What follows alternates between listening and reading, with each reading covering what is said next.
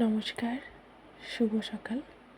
আশা করছি যে যেখান থেকে ভিডিওটি দেখছেন না কেন সবাই অনেক অনেক ভালো আছেন আর সুস্থ আছেন।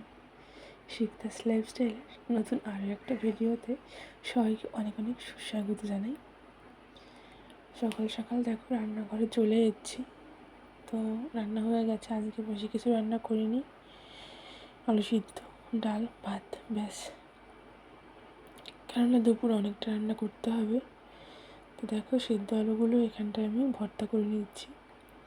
আর এটা না ভীষণ গরম, দেখতে পাচ্ছ ধোঁয়া উঠছে। হাত দিয়ে করলে আমার হাত দিয়ে ম্যাশ করলে আমার হাতের অবস্থা 12টা বেজে যাবে। তাই কাঁটা চামচের সাহায্য করছি, যদিও বা ম্যাশের আছে আমার, কিন্তু কী অত সময় ব্যয় করে।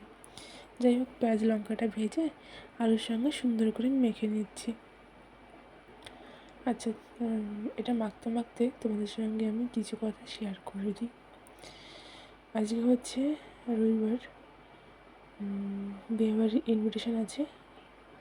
আই থিঙ্ক বিকেলে যাব, রাত্রে যাবো, বিকেলে না, সরি।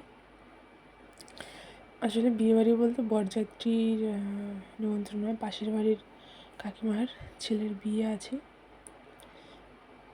তো রিসেপশন আর বরযাত্রী একসঙ্গে নিমন্ত্রণ করেছিল, তো সেখানেই যাওয়ার একটা সম্ভাবনা রয়েছে।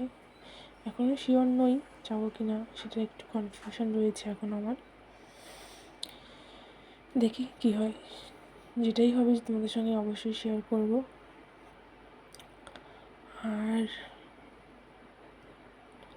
এখন আমার দিনগুলো রান্না করতে করতেই যাচ্ছে, যেহেতু ছেলেকে আমি চারবার রান্না করে খাওয়াই, আমি ওকে ঠান্ডা খাওয়াই না, 4বারই গরম গরম রান্না করে খাওয়াই। তারপরে আমাদের 3বারের খাবার, সকালের একবার, দুপুরের রান্না দুপুরে, রাত্রে রুটি, মোটমাট 7বার রান্না করতে করতে আমার দিনে আর নিজের জন্য টাইম বা নিজের কেয়ার, ঘুম, কোনো কিছুই নেই আর, ঠিক আছে, সবই হাওয়া হয়ে গেছে। আসলে মানুষের হঠাৎ করে যখন দায়িত্ব ঘাড়ে এসে পড়ে না, তখন অনেকটা প্রবলেম হয়ে যায়, জানো তো। শুধু আমার ব্যাপারে বলবো না, আর সবার ব্যাপারেই বলবো। হঠাৎ করে দায়িত্ব চলে আসলে অনেক সমস্যা। দায়িত্বটা আস্তে আস্তে আসলে সমস্যা নেই। যেমন ধর আমরা জানতাম যে আমাদের বেবি হবে, তার জন্য প্রিপারেশন ছিল, কিন্তু অনেক ব্যাপার আছে যেগুলোর জন্য কোনো প্রিপারেশন আমাদের ছিল না, কিন্তু সেই দায়িত্বগুলো আমাদের কাঁধে এসে পড়েছে এবং সেটাকে আমাদের মেনটেন করতে হচ্ছে এবং হবে। যাই হোক, এটা আমি আগে অনেকবার বলেছি যে যে বোঝে সে 9-এ বোঝে, যে বোঝে না সে 90-তেও বোঝে না। তো এখানে সকালবেলায় আমার ছেলেকে খাওয়ানো হয়ে গেছে একবার। ও আজকে একটু তাড়াতাড়ি উঠেছে, ওই 7:30 নাগাদ ঘুম থেকে উঠেছে। জানি না কেন উঠলো, তাড়াতাড়ি ঘুম থেকে ওঠে না কখনো। হ্যাঁ, দুপুরবেলা তাড়াতাড়ি ঘুমিয়ে যাবে, ভালোই হবে, রান্নাবান্না আছে তো অনেক। তো আলু মাখাটা আমার হয়ে গেছে।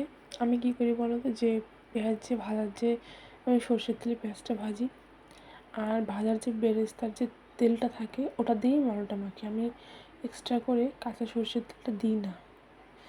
তারপরে দেখো এখানে গিফটটা প্যাক করে নিলাম, যদিও আজকে লাগবে না, তারপরেও প্যাক করে রাখলাম। এখানটা একটা ডিনার সেট রয়েছে, আর এখানটা ছেলেকে আবার একটু দুধ ভাত খাইয়ে দিলাম, দুধ ভাত খাইয়ে ঘুম পাড়িয়ে দিয়েছি। তারপরে এসেছি আমি রান্নাবান্নার কাছে। এখানটায় দেখো রুই মাছটা আমি সামান্য পেঁয়াজ, জিরে, ধনিয়া আর টমেটো, লঙ্কা এগুলোতে রান্না করে নিচ্ছি। কালারটা খুব সুন্দর এসেছিলো, কিন্তু খেতে অতটা ভালো লাগেনি, কেন জানি না। কালারটা দেখে মনে হচ্ছিলো নিমন্ত্রণ বাড়ির মাছের ঝোল হয়েছে। গেট টুগেদারে যেরকম মাছের ঝোলের কালার হয়, ওরকম হোটেল টাইপের রান্না হয়েছে। আসলে আজকে একটু শুকনো লঙ্কা ব্যবহার করেছি। আর এখানটা আছে লাউর ঘন্ট মাছের মাথা দিয়ে।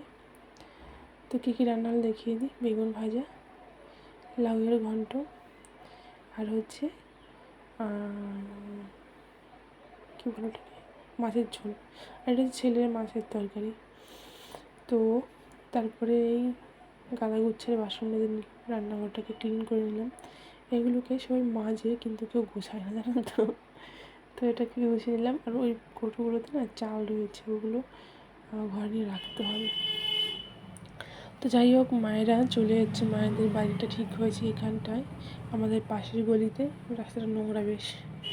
এই যে ডান পাশের যে কালারফুল বাড়িটা, এই বাড়িটা মানে বাড়ির কালার দেখে আমি হতবাক হয়ে গেছি। তারপরে মাকে ঘরটার একটু গুছিয়ে দিয়ে সন্ধেবেলা ঘরে চলে এসেছি। ঘরে এসে দেখো আমরা সবাই রেডি হয়ে গেছি। সন্ধেবেলা না, এটা রাত্রি 9টা বাজে, 8:30 বাজে তখন। ঘরে এসে ছেলেকে খাবার দাবার করে খাইয়ে দাইয়ে দেন চলে যাচ্ছি। আজকে আর শাড়ি পরার রিস্কটা নিলাম না, কারণ শাড়ি পরতে অনেকটা টাইম লাগবে। আর যেহেতু আমি একা যাচ্ছি, মানে হাজব্যান্ড আর আমি যাচ্ছি, তো ছেলেকে মেনটেন করে, শাড়ি মেনটেন করা আমার একটু টাফ হবে। তো আমাদের খাওয়া দাওয়া হয়ে গেছে, এখন বেরিয়ে যাচ্ছি। সবাই ভালো থেকো, টাটা।